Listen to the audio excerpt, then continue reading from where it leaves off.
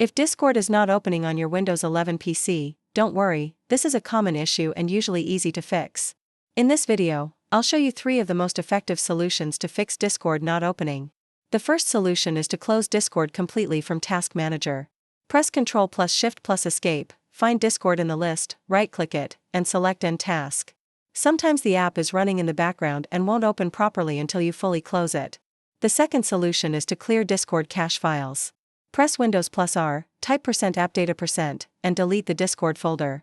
Then go back, type %localappdata%, and delete the Discord folder there as well. This helps remove corrupted files that can stop Discord from launching. The third solution is to reinstall Discord. Go to the official website, download the latest version, and install it again.